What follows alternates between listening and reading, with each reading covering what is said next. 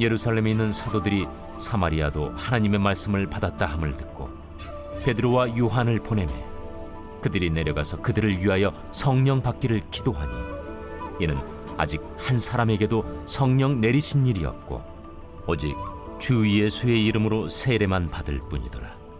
이에 두 사도가 그들에게 안수함에 성령을 받는지라. 시몬이 사도들의 안수로 성령 받는 것을 보고 돈을 들여 이르되 이 권능을 내게도 주어 누구든지 내가 안수하는 사람은 성령을 받게 하여 주소서. 베드로가 이르되 내가 하나님의 선물을 돈 주고 살 줄로 생각하였으니 내 은과 내가 함께 망할지어다. 하나님 앞에서 내 마음이 바르지 못하니 이 도에는 내가 관계도 없고 분깃될 것도 없느니라. 그러므로 너희 약함을 회개하고 주께 기도하라. 혹 마음에 품은 것을 사하여 주시리라. 내가 보니 너는 악독이 가득하며 불의에 매인 바 되었도다. 나를 위하여 주께 기도하여 말한 것이 하나도 내게 임하지 않게 하소서. 두 사도가 주의 말씀을 증언하여 말한 후 예루살렘으로 돌아갈새 사마리아인의 여러 마을에서 복음을 전하니라.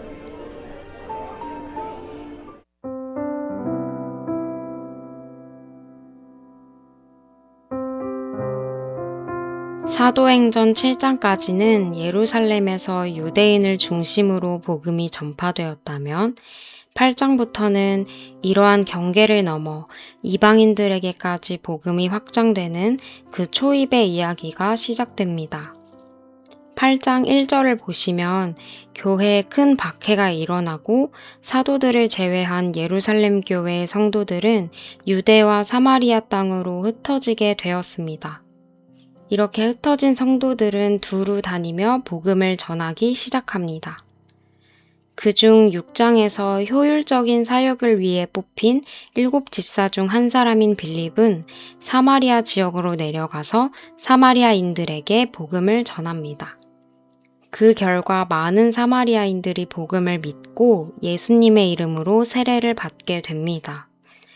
이런 일들이 일어나고 있는 건 사도행전 1장 8절에 오직 성령이 너희에게 임하시면 너희가 권능을 받고 예루살렘과 온 유대와 사마리아와 땅끝까지 이르러 내 증인이 되리라 라고 예수님께서 하셨던 말씀대로 이루어지고 있는 것입니다.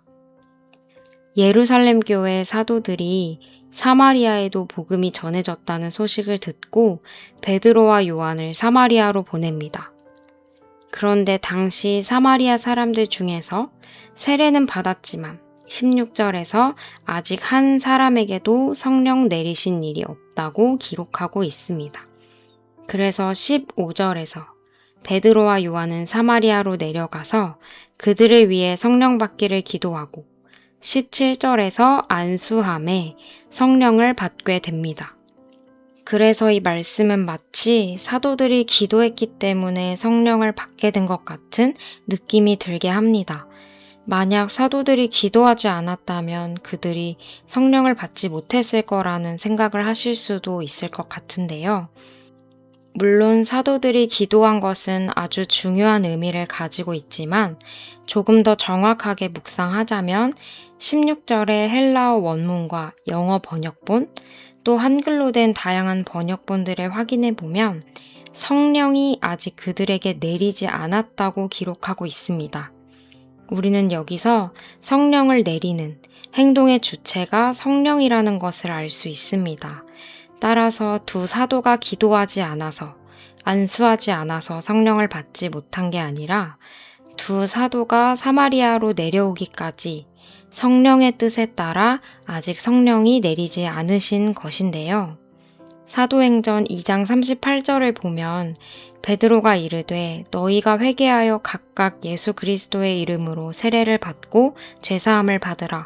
그리하면 성령의 선물을 받으리니 세례를 받으면 성령을 선물로 받게 될 것이라고 기록하고 있습니다. 그런데 왜 아직 사마리아인들에게 성령이 내리지 않은 걸까요?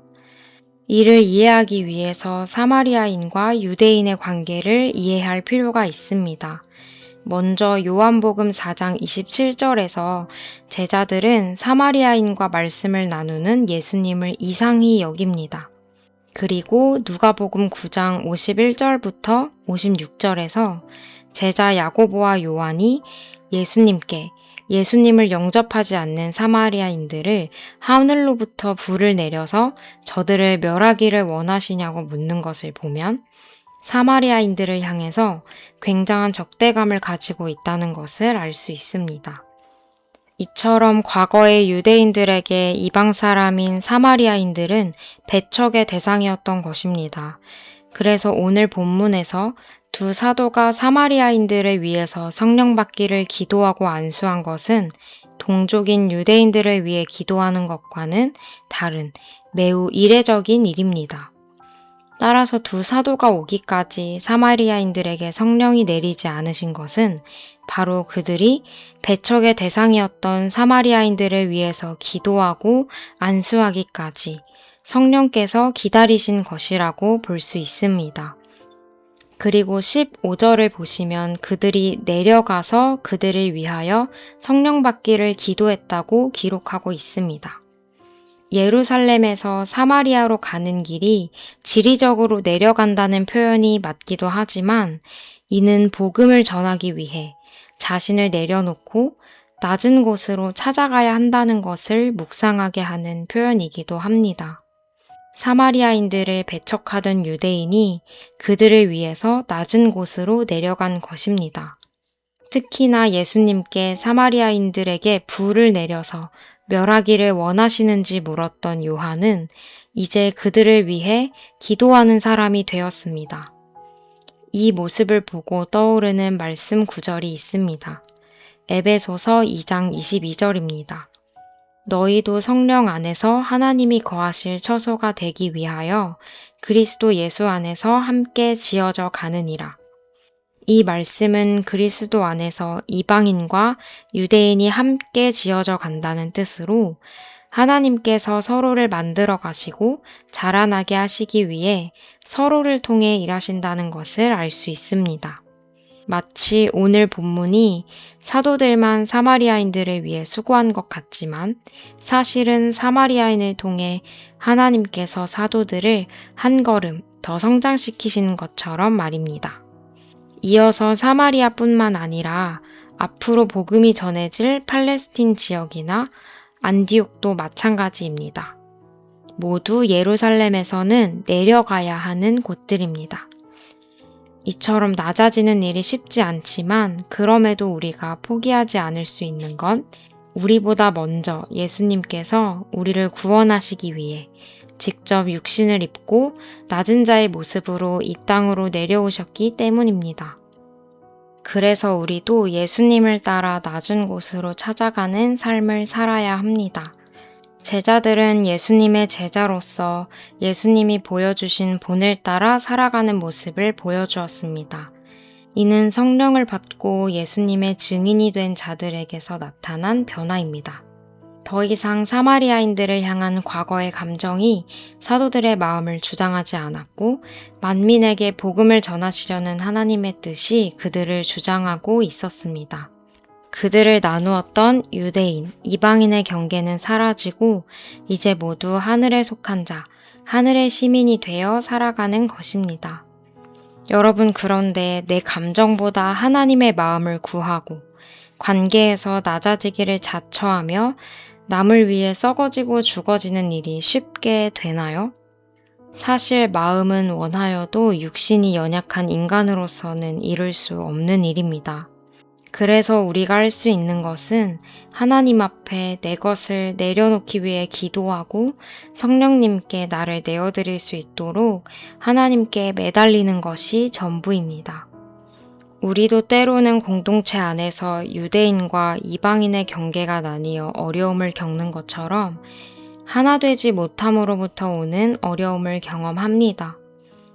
여러분, 그런데 하나님께서 내가 힘들게만 생각했던 사람을 통해 나를 세우시고 또 나를 통해 누군가를 세우시며 함께 성장하게 하시는 아름다운 경험을 하게 되실 것입니다. 그러니 여러분, 끝까지 하나님께 매달리는 싸움을 포기하지 않으시기를 바랍니다. 그래서 우리 안에 계신 성령으로부터 오는 평안, 내 뜻보다 하나님의 뜻을 이루는 기쁨이 여러분의 삶을 주장하고 내주하시는 성령님으로 말미암아 넉넉한 마음을 소유하는 너나들이 성도님들 되시기를 소망합니다. 기도하겠습니다. 하나님, 우리가 하나님으로부터 값없이 주어지는 선물을 받은 자들로서 우리도 값없이 베푸는 사람들이 되기를 원합니다. 우리가 더 넉넉해질 수 있도록 먼저 성령을 소유한 자로 살게 하여 주시고 그 사랑에 먼저 잠기는 성도님들 될 수 있도록 도와주시옵소서. 그렇게 복음이 흘러가는 통로가 되어 하나님의 든든한 증인들로 우리가 바로 서게 하여 주옵소서. 성령과 동행하는 기쁨, 구원에 속한 자 된 기쁨이 우리 삶 가운데 넘치기를 간절히 소망하며 예수님의 이름으로 기도드립니다. 아멘.